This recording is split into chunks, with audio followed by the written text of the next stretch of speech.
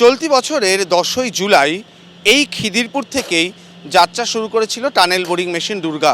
আমরা যখন নিচের দিকে তাকাবো দেখতে পাবো যে জায়গা থেকে দুর্গা যাত্রা শুরু করেছিল সেই জায়গার শূন্যস্থানটি রয়েছে এবং দুর্গা এই মুহূর্তে 150 মিটার এগিয়ে গিয়েছে গত 3 মাসে।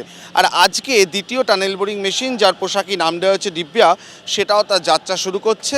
ভিক্টোরিয়ার উদ্দেশ্যে সেই যাত্রা রওনা দেবে। দুটি মেশিন 90 মিটার দৈর্ঘ্য, 650 টন জায়গা এবং দুর্গার এই ফাঁকা জায়গাটা যেটা দেখতে পাচ্ছি এখান থেকে এই মুহূর্তে সেটা 150 টন এগিয়ে গিয়েছে। এখনও পর্যন্ত যা সিদ্ধান্ত হয়েছে যে পরের বছর মাঝামাঝি কিন্তু এই প্রথম টানেল অর্থাৎ দুর্গা পৌঁছে যাবে ভিক্টোরিয়া অবধি এবং বছরের শেষে পৌঁছে যাবে একেবারে পার্ক স্ট্রিট পর্যন্ত দ্বিতীয় স্তরে খনন কার্য করার পর। তার 3 মাস পরেই কিন্তু এটিও অর্থাৎ দিব্যা এই নতুন টানেলটিও পৌঁছে যাবে পার্ক স্ট্রিটে। অর্থাৎ 2027-এর মার্চের মধ্যে খনন কার্য সম্পূর্ণ হয়ে যাবে এবং তারপরই যে জোকা থেকে ধর্মতলা পর্যন্ত যে মেট্রো লাইন সেটা জুড়ে দেওয়া সম্ভব হবে, যার জন্য অপেক্ষা করছেন এই শহরতলির বেহালার প্রচুর মানুষ। ক্যামেরায় ভগবান সাহের সঙ্গে হরিচিক ভট্টাচার্য, এবিপি আনন্দ, কলকাতা।